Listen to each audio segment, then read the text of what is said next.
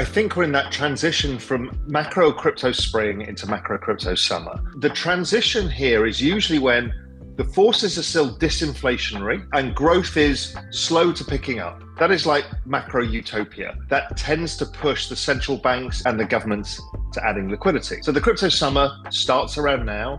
It also forms the basis of the banana zone, and that's when things start to get really crazy. So that's where we are in the cycle now. So we're just in that zone of, we've got this beautiful chart pattern that is just consolidating. It's only a matter of time now before we start to see the next move. And that's also likely to coincide with some other liquidity things. Hey everyone, we've got a great conversation coming up here with Raoul Pal. But before we get into that, I just want to make a quick plug for the new On the Margin newsletter that we just launched recently. It's a free newsletter. I write for it regularly, and it covers the intersection of crypto and macro and how they intersect, which is a lot of what we talked about in this interview. It's free, so go check it out. The link is in the description below, and I'd really appreciate it. All right, let's get back to the show.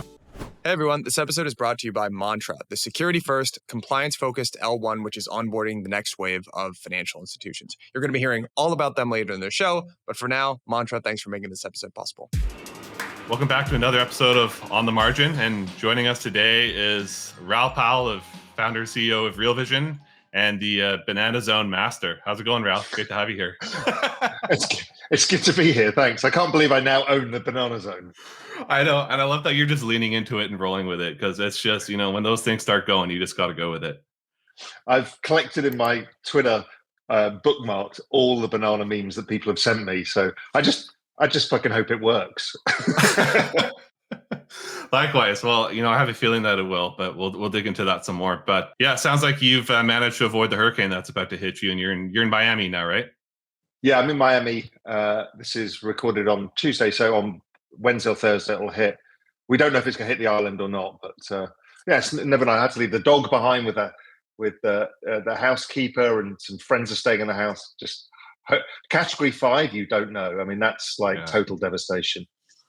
That's scary. Well, I'm hoping for the best over there. Yeah. But let's get into it. I'd love to just hear a bit about, where we're at and where you view us in terms of this liquidity cycle from a pretty global macro view. And then we can go into some of the specifics of that's implications on, crypto markets and what you're seeing there. But we'd love to just get a bit of a state of play of where you think we're at right now. Yeah. So as I've been talking about for a while, I think we're in that transition from macro crypto spring into macro crypto summer. Now, people confuse it with the actual season itself. I just saw that on Twitter. I'm like, no. It's because it breaks down to 4 periods of the liquidity cycle that drives assets. So the transition here is usually when the forces are still disinflationary and growth is slow to picking up. That is like macro utopia. Why? Because that tends to push the central banks into adding liquidity and the governments to adding liquidity. It also happens to be, this everything code cycle is also about the election cycle. And guess what politicians do at this time as well? They want to give candy to the kids. So they're stimulating as well and tend to stimulate into the following year as well. So that particular juncture of the macro starting to pick up, the ISM survey is still below 50. So it's still sluggish. The forward-looking indicators are all very positive, and liquidity has been positive for a while. That pickup, if you think of it, we've had a Wall Street recovery, which is liquidity. Main Street recovery is yet to happen. Main Street is when earnings go up, and all of our earnings go up, and there's a bit more money around. That's when the flows from all of these earnings start going into markets as well. So it's not just liquidity and debasement driving things. It gets driven by actual investment money, which has been actually quite lacking in many respects. So that's typical of the crypto summer. So the crypto summer starts around now. It also forms the basis of the banana zone. And that's when things start to get really crazy. If we go back and look at all of these, since about 2008, they've all done roughly the same thing, which is presidential election cycle. It kind of has a sell-off into the summer. Then it tends to accelerate sideways over the election because everyone doesn't know what it means. And then it's all over, markets rip. Whatever the outcome, a shock, expected result doesn't matter. And so that election cycle has been very prevalent both in equities and in crypto.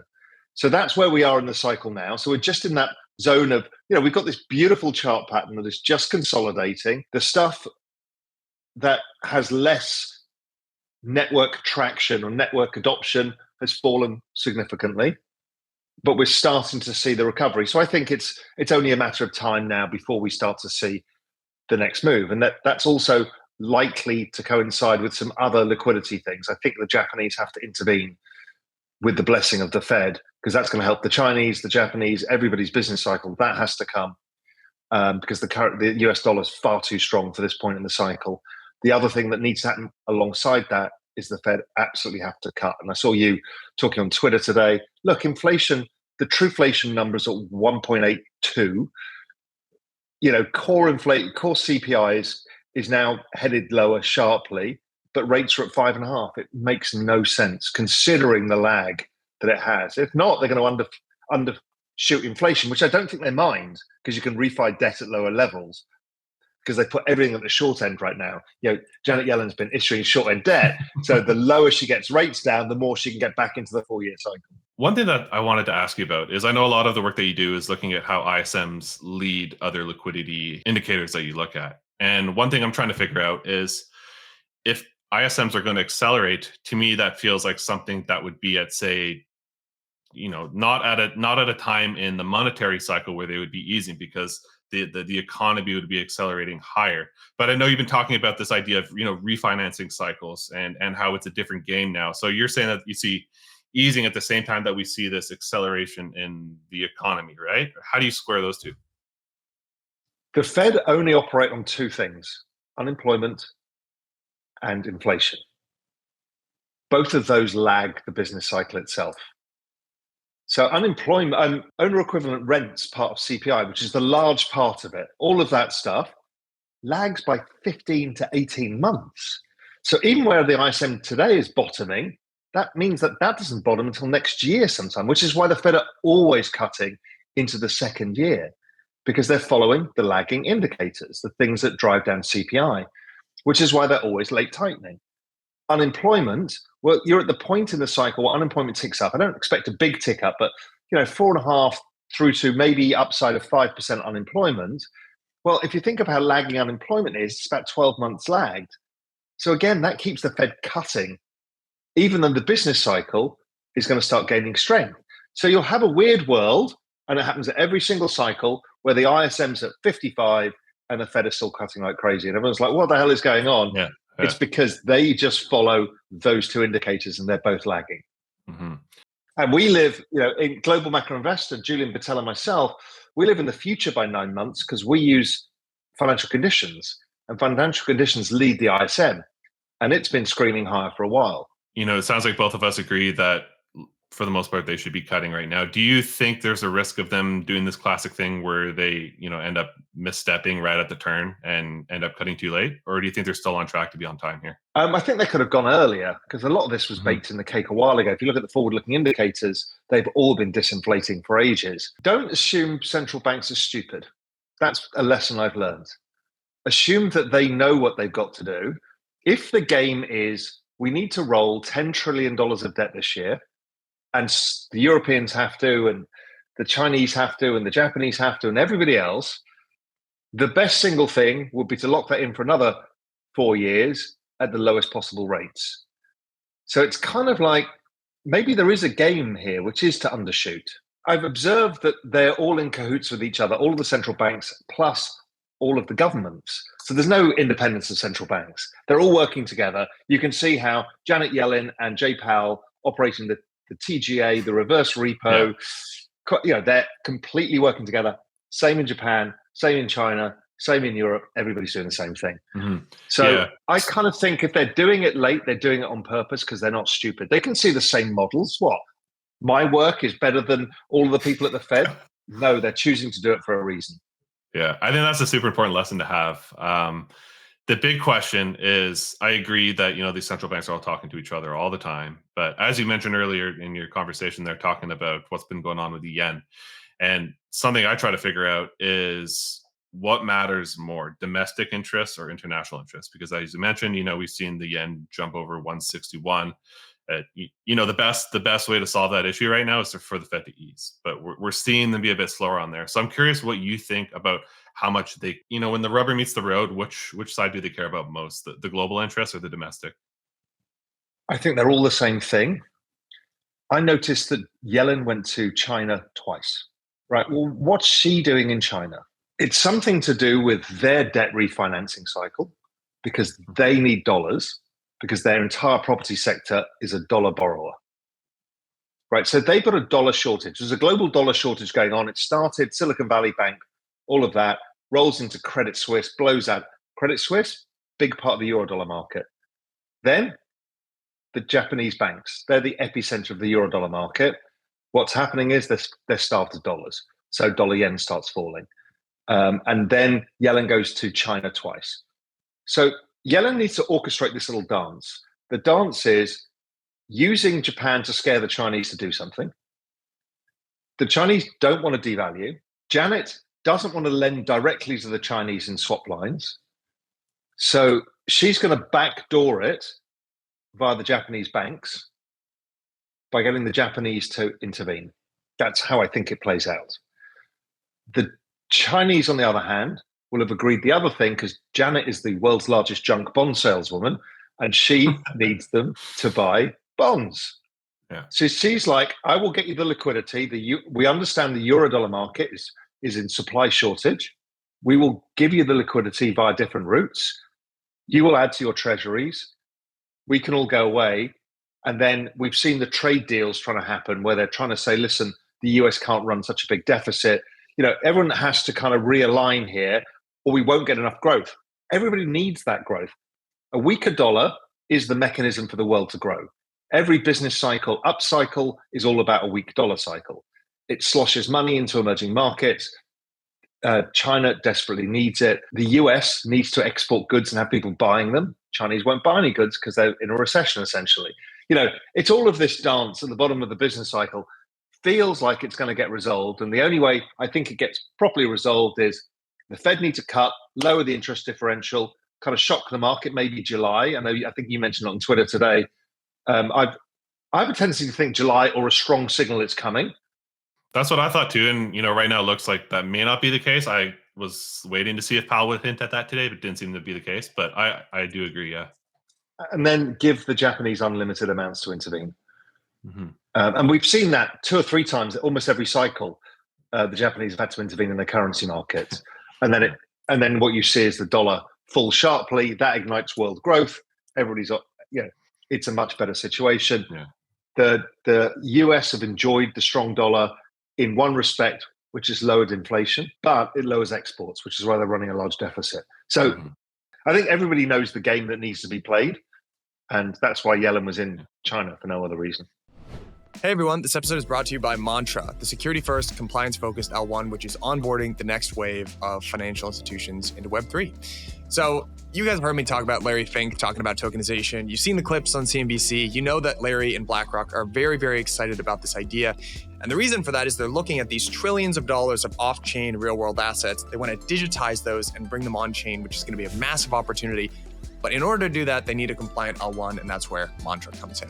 Mantra's been steadily climbing the ranks and now stands among the top 4 RWA projects on CoinGecko, which is representative of its rapid growth and influence in the tokenization space. Mantra's built using the Cosmos SDK, so they have some very cool stuff out of the box. They've got IBC interoperability. They also leverage CosmWasm smart contracts. Very cool design from an architectural standpoint. The next phase on the blockchain's testnet is Hongbai, so that's launching soon. So if you're a dApp developer or something like that, there's a lot of very cool opportunities for you. And I highly recommend that you click the link at the bottom of the show notes. That'll know that I sent you. Thanks very much again, Mantra, for making this possible. And again, guys, click the link at the bottom of the show notes. I want to ask you something. I've heard you explain many times outright yield curve control. And, it's where you just say, okay, we're going to cap the 10-year at this certain percentage point. But when I look at everything we're talking about, we have all the dynamics you mentioned. We have, like you said, Yellen is just, issuing the crap out of bills. There's treasury buybacks happening. Powell's cutting QT. It feels to me when BTFP, when you add all these things together, it feels like a version of yield curve control. Do you agree with that? They are all just financial repression. They're all the same thing by different names. Yeah. The next thing that's going to happen, which is the same thing, is Basel IV, which comes next year, which is bank regulation forcing the European, the UK, US to own more bonds. Oh, how convenient. You force people to own bonds. The new Freddie Mac ruling that's went through Congress that allows them to have second mortgages, home equity release mortgages. It's a big deal because it's guaranteed by the government essentially, and there's probably 5 trillion or so that can get released. Now, what does that mean? Well, the way that they hedge the mortgages is by bonds. So these are all forms of yield curve control or quantitative easing by different regards. Quantitative easing doesn't matter the price, we'll just buy as many bonds as possible. Yield curve control is we don't care about the quantity, we just care about the price. They're just basically both the same thing, which is, well, it's just a debasement of currency. How do you deal with that dynamic in terms of asset allocation? Because I remember years ago when you're more actively trading like macro specific trades, like still trading bonds and that sort of thing. But I know you've moved a lot more to this exponential age style of investment, and with that, it seemed like you had this bit of a shift in your perception of the world from being one of being more cynical about a lot of these things to being, I would say you're one of the biggest optimists in macro, and there's not that many optimists out there, so it's great to see. So I'm curious about like what that process has looked like. Do you still trade anything in that native macro world? Or are you just using that as a framework to apply to what you're doing in these other aspects, or what? I don't trade anything in macro really anymore. My personal portfolio is pretty much, it's 100% crypto. Within Global Macro Investor and Real Vision Pro Macro, there are some technology bets and other bits and pieces around that because it's all part of the same trade. What I found over this process was that everybody in macro had been struggling for about 10 years. The odd trade came along, like the buy bonds where diamonds trade. You can make a ton of money on it. But people were struggling because we didn't understand the world. Equities just kept going up and we just couldn't get our teeth into anything because we weren't looking at the right thing. There was a mega trend going on, which was this liquidity cycle. And once you saw it, you realized that everything was correlated to it. So if everything is correlated to it, then it becomes interesting to say, okay, well then, if it's all the same trade, what's the best performing asset? Now, the other really important thing, what I think has happened, and it took me too long to realize this, I'm annoyed at myself, is that the Federal Reserve and all the central banks took away left tail risk.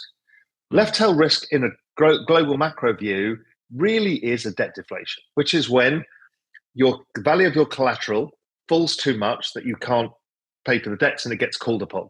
And people sell the collateral and you get into this cycle. We had that in 2008.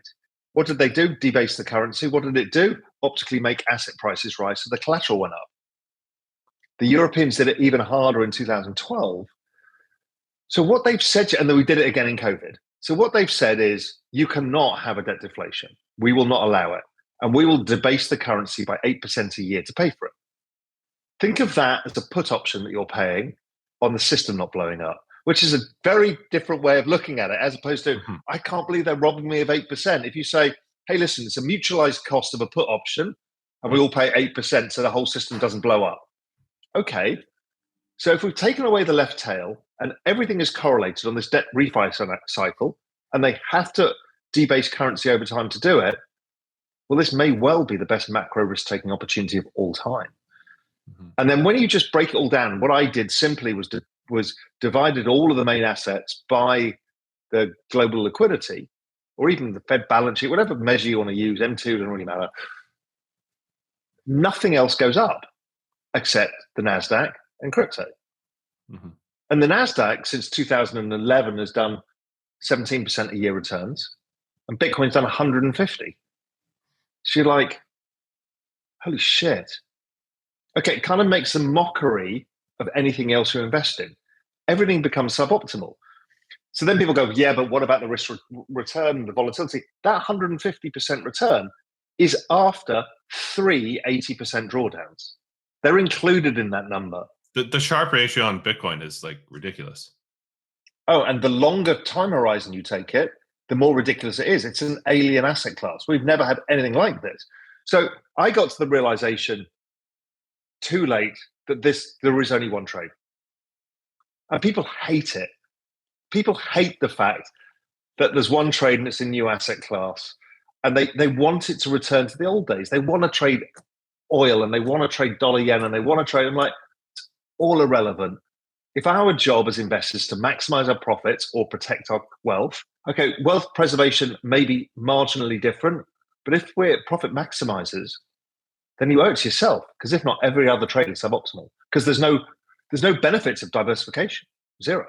Yeah, I want to get into your specific theses around exponential assets and crypto in a minute. But before we do, I want to ask you, where does this refinancing cycle end up? Do we just do it in perpetuity, or do we do it until maybe the debt GDP levels get lower? Or, what's that inflection point? How long does this go for, you think? So what we're using all the available GDP to service the private sector debts. So the private sector is about 100% of GDP in debt. GDP, and let's say interest rates on average have been about 2%. And trend rate of GDP growth in the US is 1.75%. So basically all of the new business of the economy is servicing debts. So the government's 100% of GDP in debt. So where does that go? Well, that gets monetized. And I can't remember your question, but it was, where does it go? How long does that go on for? Yeah. So the only way with an aging population, so GDP growth is driven by a magic formula. It's really simple, and every economist forgets it just in the mid-curving of being an economist. It's like GDP growth is driven by population growth plus productivity growth plus debt growth. Debt growth is robbing from the future. We blew that up in 2008. All debt growth now is just servicing of old debts. So population growth, productivity growth. Population growth, well, you can extrapolate that into the future. There is no population growth in the Western world. It is just shrinking and shrinking and shrinking.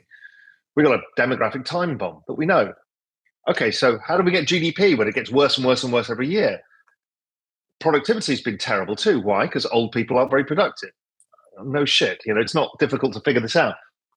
And then you peer into the future and say, okay, how do we stop this dynamic? Because if this continues, this whole thing continues in this weird world of debasement and cycles and all of that. And really, it's about technology. It's about the AI and the robots are infinite population. People don't get it yet, but like Amazon has gone from 250,000 robots in 3 years to 750,000 robots.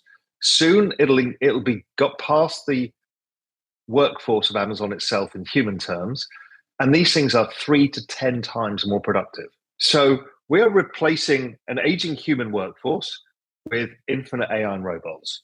So what that does is makes a mockery of that magic formula. What, we can have infinite population? Well, the other side of that is, okay, well, infinite robots and AI means an infinite use of electricity and compute. So compute, everybody's solving the electricity side. Well, that is productivity. And productivity, again, I love the mid-curve take of spin to it. It's like the Europeans have no fucking clue what they're doing. They're throwing money at this stupid green energy narrative. They completely understand what they are doing is forcing down the cost of capital into innovation in lowering the cost of electricity. Because fossil fuels over the years, basically, electricity costs have been stable. We haven't really made much progress with that. But we've seen the Moore's law working in EV and solar and in wind and in geothermal and eventually in nuclear. We've got more than enough energy. It just takes time and investment in technology for storage and distribution and all of that. So the Europeans are pouring money in. People don't realize the Chinese have been doing even more. The Chinese, 40% of their entire car fleet is now electric. And so they're all forcing down the cost of energy. So think of the magic formula. You're about to increase population infinitely, and you're about to, over the next 10 years, drop the cost of electricity by 75%. That multiplier is bananas. That you don't need anything else to solve this. Now, we had the same situation in the 1950s, coming out of World War II. We had the crash of 29, which was basically 2008. World War II, let's use the pandemic. Everybody comes back into the workforce. We get the inflation, all of that story. But really what they did was yield curve control and then let productivity pick it up. Now, they didn't need the robots because what do they have? They had the baby boom generation. Yeah. They all got born in 1950. It's like us birthing the robots now, right? And the AI, it's the same thing. It was like a 30% increase in the global population happened. Well, no shit. It all worked out because GDP picked up, productivity picked up, and the world was solved. We're going to do exactly the same rule book now. Yeah. So basically, it sounds like you view debt as, and debt monetizing as basically being this bridging point to get us to that point. It'll allow us to keep society afloat and allow us to do the CapEx investments required to get to that point. Exactly. Because the alternative that FinTwit would love to scream to you about is they should get out of the way and let it all burn. Nobody has a comprehension of that mean when the world is 350% of GDP in debt. What exactly does that mean? Does that mean we go back to the dark ages? Does that mean we break all global trade? Nobody's going to do that. And I kind of understand. If there's an 8% cost of not doing that, I'll take that. Using the everything code, I know where to invest, and I can offset that cost, and that's fine. Yeah. I mean, I get it. As I'm obviously, around 30 years old. And so my generation's trying to figure out, okay, how the hell do I buy a house, right? And, so you see all these things going on, and, I'm in Canada, like I was saying. So here it's like especially bad because it's even worse. Created this real estate Ponzi. And so now like none of my generation can own a house. And we want to hear them talk about bringing down housing prices, but at the same time, everybody's leveraged the shit out of their house to fund their life. So again, there's issues to it. So then you're left frustrated figuring out what to do. I think that's where your thesis of crypto and exponential assets comes in, right? That's you see, in debasement cycle, the problem is scarce assets go up because of the debasement, but variable income doesn't. It goes with GDP. So your salary, yes, you're 30, so your earnings go up over time, but generally speaking, offset for that, wages go with GDP. Of course they do. And if GDP is slow, wage growth is slow. So what's happening is everybody's getting poorer. And in countries, the two worst for it are Australia and Canada, where you jammed in huge influx of immigrants with a lot of capital and a big pension system, you drive up the cost of real estate. So that's what's happened. So nobody will ever get ahead.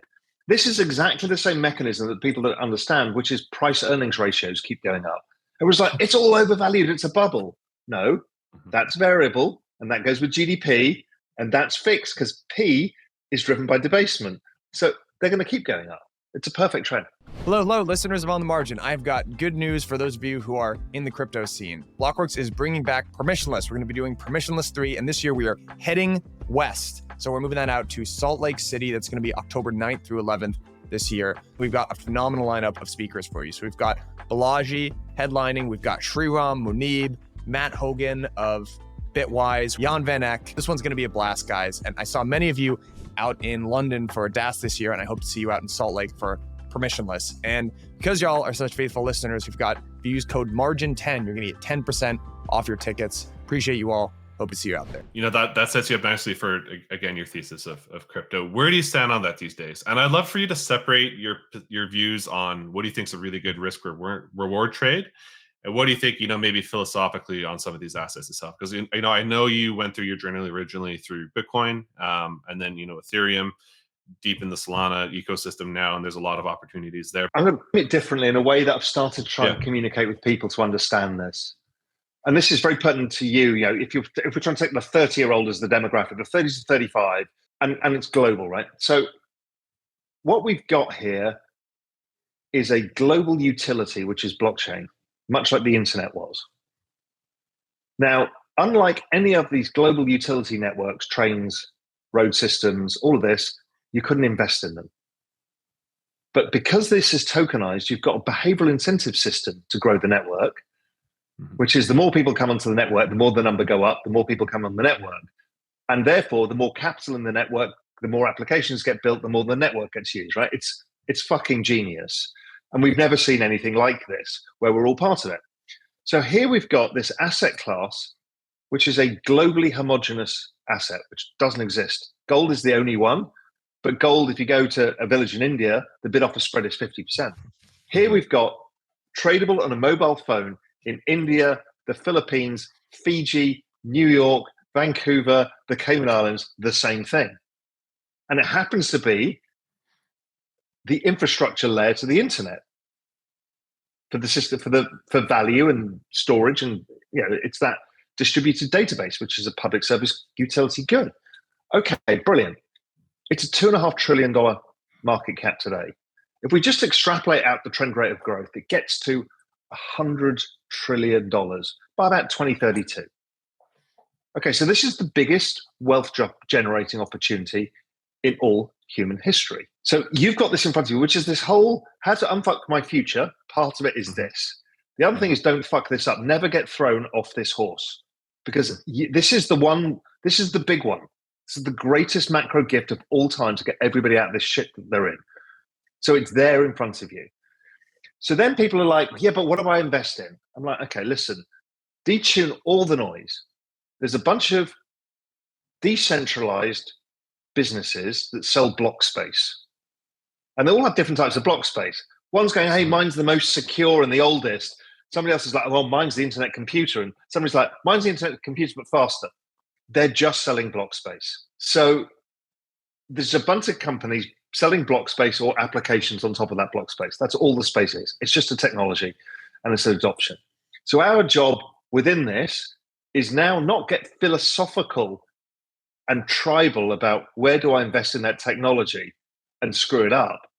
Our job is to maximize the opportunity to the best we can. And that's a balance of how do you take risk?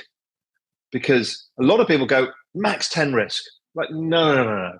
Yeah. Look, if it's going for 2.5 trillion to 100 trillion, you don't need to take max risk. You can just capture the bulk and then do a bit of the tail on the side.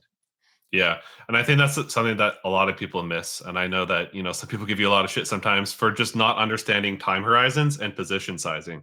I would love to just hear a bit more about those two and just like how you deal with that never ending circle of like, oh, Raoul Pal's max long whiff or something, because he's not. He's managing his risk and his time horizons. And I try and communicate it, but people don't want to hear it is the point, right? This is a narrative driven attention space. And so they just want what they can do. I made it very clear all the way through, hey, 90% of my liquid net worth is basically allocated right now to Solana. I moved some from ETH. I don't have much Bitcoin right now. Doesn't mean I don't like Bitcoin. I just think the others go up more. Simple as that. I own a bunch of high-end NFTs that I think I have another thesis about. And then beyond that, I do a bit of speculation and other stuff, but the fun of it. But the time horizon thing is, I can see it freaks everybody out. And I've stepped back, and it was only in the last 2 weeks I've realized the risk, the real thing that's going on crypto Twitter, and why the banana zone resonates, and why you get this backlash is this is everybody's hopes and dreams. It's everybody. It's yours, it's mine, it's everybody's. Right, so they're so scared of it going wrong, yet they're so greedy to get it right. This is the struggle that everybody's having. Mm-hmm. And people have PTSD from the last cycle, as the people did from the previous cycle. Right, the previous cycle was the blow off top and then the collapse. This one was the stunted top and then the collapse. And so now people, they worry about the cycle. Mm-hmm. I don't remember Jeff Bezos caring about the business cycle. He just owned his stock. If you're in a secular bull market, there is demand for the good that you produce, in this case, block space, premium block space, then why the fuck are you trading it? What you should do is buy all the sell-offs. If it goes down 85%, you're like, hell yes. It took me a long time to realize that, because I too was the macro kind of cyclical guy. And I think, well, let's sell it at the top. So I think I can predict somewhat the tops from the everything code cycle and the usual bunch of stuff. But does it really matter? As a 30-year-old, yeah, okay, you might want a house. So there's lifestyle chips. Okay, fine.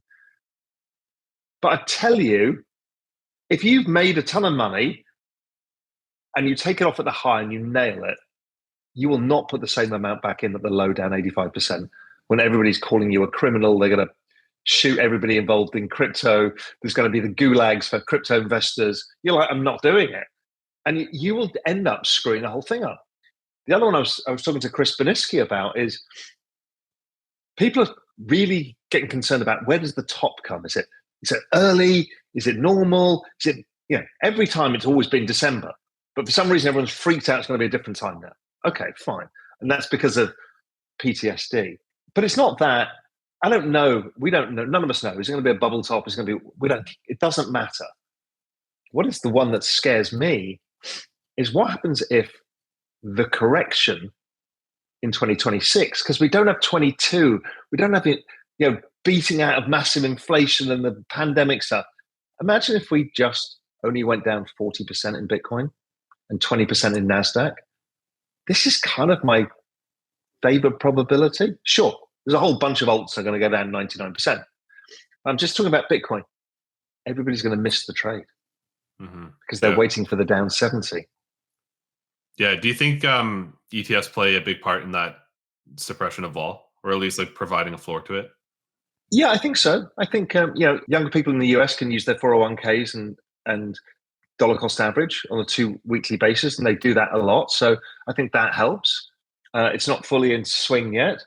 I also think that the ability options probably out by then. That probably dampens volatility, and just maturity and understanding of what the network is. That next time around, it won't be. It's all a scam. It'll be the business cycle liquidity. Much like it. I mean, I can't see a big crash in the NASDAQ, not with this unbelievable kind of mega trend of AI, compute, EV, robotics, all of that stuff. So a lot of them, if you go back to all of these business cycles since 2008, most of them have had stuff like the NASDAQ trading down 20%, down 25% for a year. It's boring. And I think that feels like, because the super narrative of all these technologies coming together is so big, and the capital, that it feels like that the biggest risk is it doesn't go down a lot. Yeah. It's really interesting that the cynicism, and like it feels like this cycle, nobody really believes in the tech anymore. And part of that is valid based off like what happened last time with, there's a lot of vaporous claims and accusations, and suddenly it's just like, oh, okay, it's just a way for VCs to get their unlocks. I know you're pretty deep in the world. You have a fund of funds, and you're looking in that space. Sort of in an indirect way. How do we fix that sentiment? Is it just time? And is there any other ways to manage it other than what you mentioned about just not trying to nail tops and bottoms and just ride the exponential wave? The sentiment has always been that ICOs had the same. Everybody in the last cycle had PTSD over ICOs. Meanwhile, stablecoins are getting adopted by the fucking EU. I mean, the adoption of blockchain technology is undeniable. People, this go back to time horizon. They expect it all tomorrow. Why hasn't Google gone to a Web3 business and Meta? And why is the entire financial system not on new blockchain rails by the end of this week on my blockchain? I'm like, it doesn't work like that. It's all at the margin until it's exponential. So I just think it's a time horizon issue, and people are new to this kind of stuff of understanding both exponentials and long duration assets. But when I look back at my first Bitcoin investment at 200, I mean, what a different world. 200, but you didn't see it then. It's very difficult to see because of exponentials. Do you still think there's a space for something like Bitcoin? Because I mean, as you mentioned, like it's great and all, but there's other things to get into that'll probably have a way better risk-adjusted performance. But like, where do you think that? Like, I know you talked a bit about sometimes it being like this, like sovereign collateral, that's just like immutable and just there. Do you still think there's something like that for the world? Maybe as like I sovereign collateral. Yeah, I do. But pristine collateral is not likely to be the best performing asset. Totally. The safest asset is never the best performing. It's simple as a risk curve. Yeah. Now, it has performed very well this cycle, but it always does at the beginning of the cycle. So yes, I do think the Bitcoin business of selling their block space is pretty robust, particularly in a world of debasement of currency and sovereigns understand the game. So I do think it gets adopted more and more and more. It doesn't do anything else really. Yes, we're trying to build rooms and ordinals and other stuff, but really it just does what it says on the tin.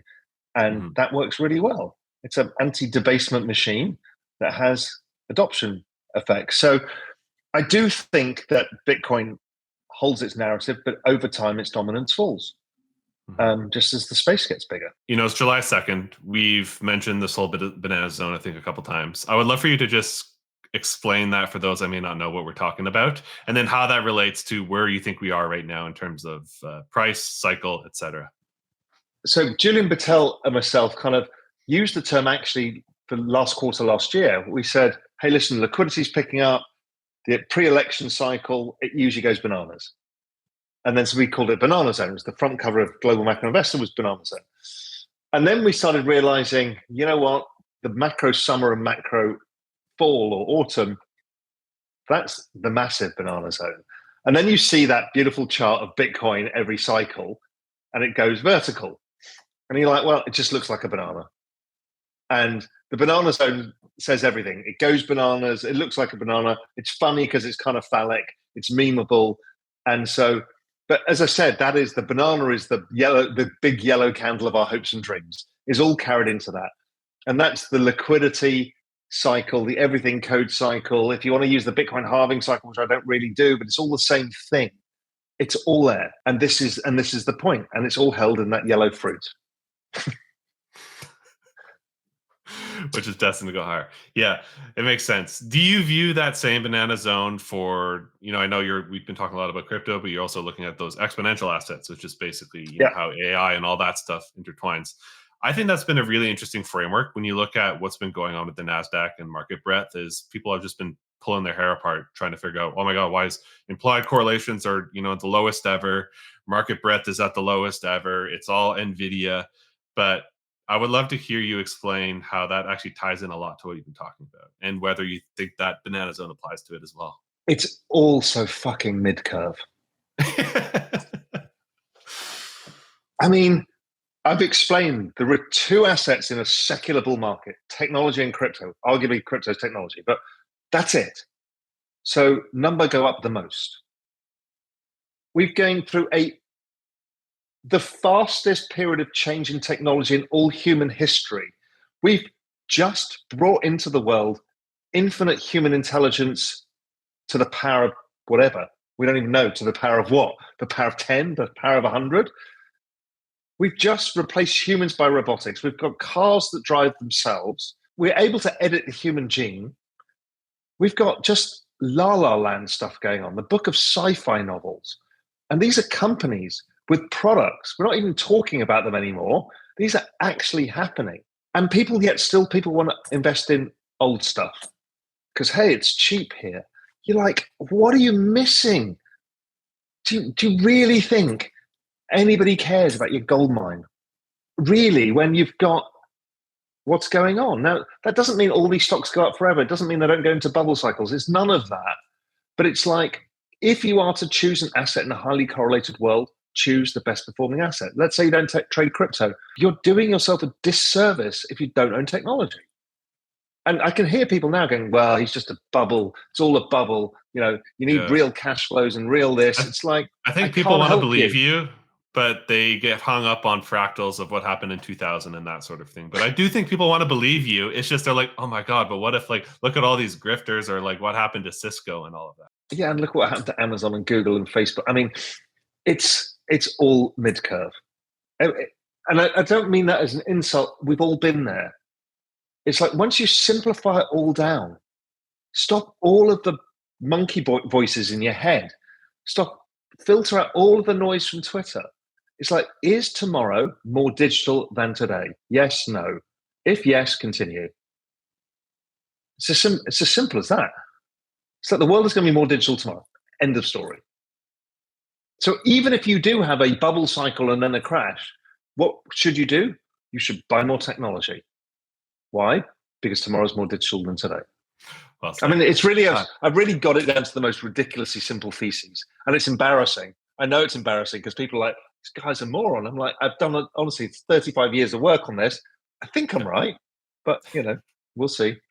Well, I've seen it. I mean, when you were posting those charts of say looking at X divided by federal bank balance sheet, people be like, Raoul Pal, that's a spurious correlation. You need to be doing better regressions and all of that. But I mean, I don't know. You can't fight the price action. And so it's not just a science, it's also an art. And I think people miss that sometimes. And also, look, most regression analysis is do 2 points exactly meet? And do they follow each other, the points?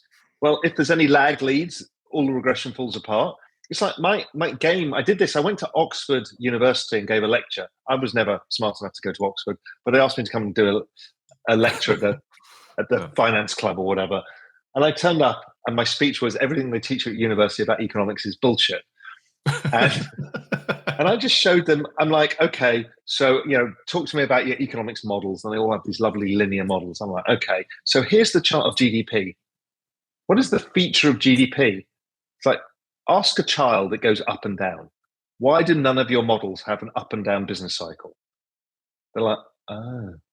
I'm like, if a child can see that the NASDAQ is 97.5% correlated with global liquidity, the probability is that it is. Yeah. It's that simple. Totally. And they go, yeah, but you can have shark attacks versus cornflake sales. I'm like, do you honestly think we're talking about different things here? It's mid-curving it. It's finding, and I think mid-curving it a lot is fear. Mm-hmm. It's fear. You kind of go out of your comfort zone and you expose yourself to, listen, I've got something really simple, but very powerful. And people just say, it can't be true. Mm-hmm. It can't be true. Now, I'm not the one discovering technology stocks. I'm the moron who discovered them too late. If I'd have just done that earlier in my career, I'd have been a lot wealthier. I was there for the whole internet thing. Missed it all. I was the macro cynic. No, it's a bubble. It's going to mean revert. It's this and that.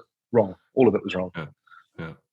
How do you, I know it's such a simple question to ask, but how do you get comfortable to get to where you've been? Because it's a journey. I've been through that journey too. I was the guy that was thinking about, oh my God, any day now we're going to get that left tail risk. We're going to get a recession, et cetera, et cetera, et cetera. But eventually you get to this point of more nuanced thinking. And then maybe you get even to being more optimistically thinking. And, there's parts of that I live in both in terms of where you're at. But any other tips on how to actually do that? Because it's hard to go through that journey. Yeah. Change your mindset to look forward to sell-offs. Think, okay, somebody's given you a wealth compounding machine and you get to have a go back. Let's say Bitcoin price goes to 200,000 and it comes back down to 70,000. You get to have another go again. That's a gift. I mean, Anson put it on Twitter and he's dead right. It's like, I cannot believe they give us this gift every 4 years where it becomes the worst performing asset and we get to make another 20, 30, 40x. Mm-hmm. And so if you use that mindset to say, hey, I'm in this for the long run. I'm going to stay in this trend probably for the rest of my investing life. I'll take money off and I'll do the normal things, but this is my investing journey now, like you do with your 401k or whatever it is. Then you should be very excited and thinking, how do I hoard as much cash as possible in 2025? So in 2026, you can play Chris Boniski on the internet, which is, he got it dead right. He'd hoarded cash and nailed it. And, I was still scrambling around adding. I mean, I luckily added all the way through, but I didn't have a big cash pile to do it with. I wish I had. Now, people might say, yeah, but that's why you sell out of the top. Don't do that. You can sell some out. But the thing is just buy the discounted prices if you get them, when you get them. And then you don't have to worry about nailing the low because you haven't got the money in the market, all sorts of weird stuff that happens. So it's basically not fearing things. It's looking forward to things. If you face your fear and actually turn it into your friend, it doesn't become a fear anymore. It's a psychological trick that works for every single thing in life. Most people live with their fears. They lie in bed thinking, fuck, am I going to make as much money as I want? Is the banana going to happen? And then am I going to lose it all? Okay, because they're thinking too short term.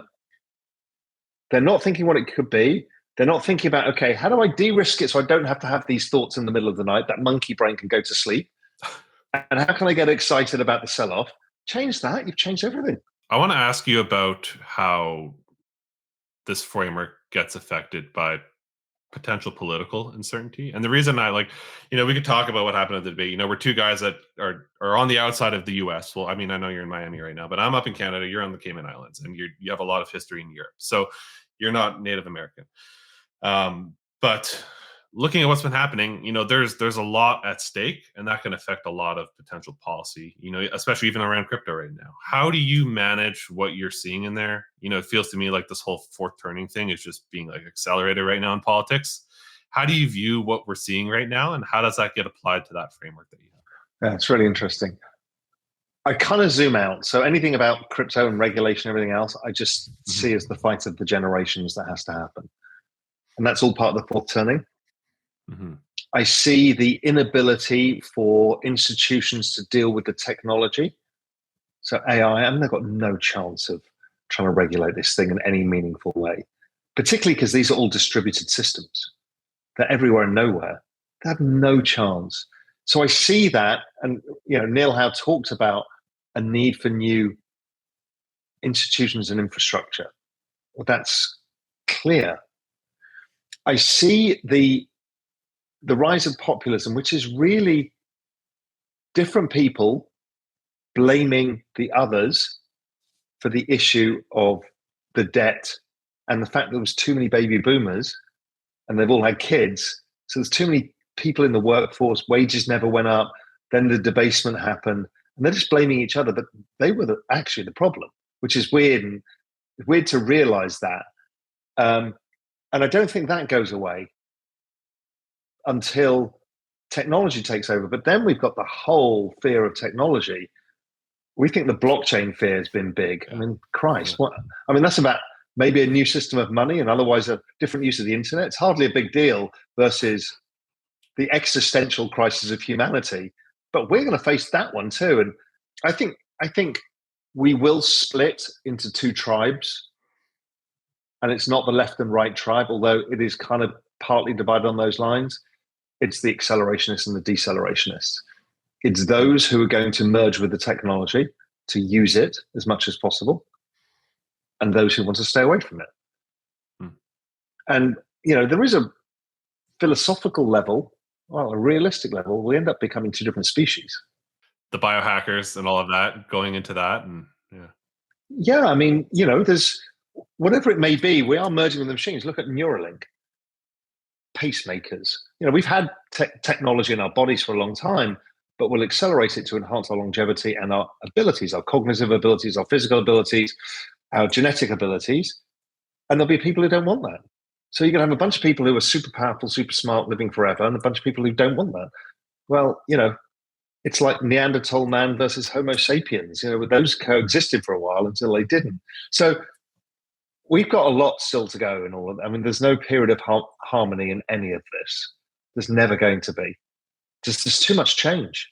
Humans aren't very harmonious when the rate of change isn't. So, even me, how I thought about this again is I can either sit there worrying at night about all of this, or I can just invest in it. And then it doesn't matter. I can go over to my house in Little Cayman, an island of 140 people, where the robots probably aren't coming. I say that now, and I've got one of those robot vacuum cleaners, but so maybe I'm fooling myself, but I kind of think that little island doesn't get touched, and I can exist in both worlds. That's how I feel out here in the Canadian mountains too, is that I have my serenity, and then I can get online and see what the hell's going on. Well, I just think nature trades at a premium. Yeah. If we're living more and more of our lives like this, online, nature is a really powerful balancing force. And I think it's a premium experience. So, I mean, I love what you're doing. I made those same lifestyle choices. I went to Spain, Cayman Islands. It's exactly the same thing as you're doing. It's like, if I'm lucky enough to able to be liberated in where I live, why don't I live in the place with the best quality of life for me? And that's it. It's brilliant. Yeah, totally. Awesome, Raoul. Well, I can't thank you enough for coming over to the Blockwork side of things. I love everything you do and what you're doing at Real Vision and all of that. But any last thoughts there before we head off? Look, again, I'm going to say, I know the banana zone is everybody's hopes and dreams. We're all in it together. Just have patience. Don't push it. Just, it's summer. Maybe go on holiday. Touch some grass, touch some sand, see some friends, see some family. And by the time you come back refreshed, things will be kicking off. Yeah, agreed. Go enjoy the summer. All right. Yeah. So I really enjoyed it. So thank you for having me on. Yeah, appreciate it. And hope that hurricane misses your house. Yeah, me too. Jesus. All right. Thanks.